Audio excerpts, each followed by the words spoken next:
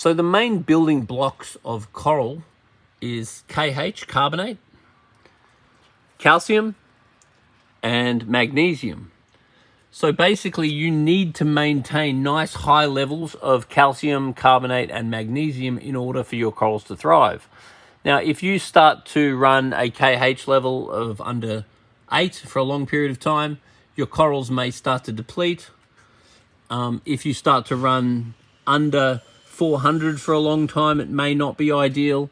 If you start to run under, say, 1100 with magnesium for a long time, it's not ideal, and you might start to see negative consequences. And then if any of these levels are too high, you may find that they sit in solution badly. For example, if your magnesium's too low, you might find that you can't get your calcium or KH up at the same time, because all of these bond with each other and work with each other. So if one's wrong, then sometimes the other one will be hard to balance. So the idea is to keep them all pretty well right. And with these bottles, you'll notice that this one comes with strontium in it. Strontium, if you were having problems with your aquarium, you may test the strontium, and if it was ridiculously low, which is very unlikely considering it comes in with your calcium supplements and it's coming in with your salt, then that's something that you could address. If it was too high, I don't think I've seen negatives from that, but it might fall out of solution. So once again, understanding your testing regime is the key.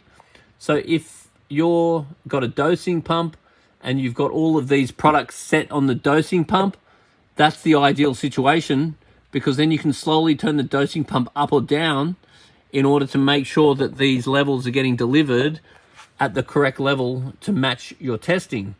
Yet over a period of time, that is going to change, and as your maintenance change, that's going to change, and the load on your aquarium. As you get more corals, calcium, KH, it all becomes very important.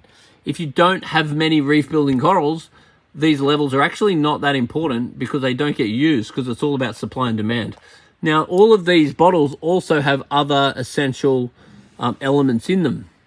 And you'll find that they put different elements in the different bottles because they will bond better. And it's better not to add any of these products at the same time. If it's on a dosing pump and it's just dripping in a bit here and there, that's perfect.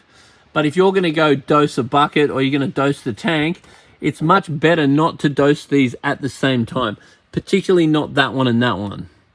So you'd be better off dosing one and then tomorrow dosing the next one, then, or in a few hours dosing the next one, and not putting them in at the same time, because putting them in at the same time can cause them to bond and fall out of solution, which isn't really ideal.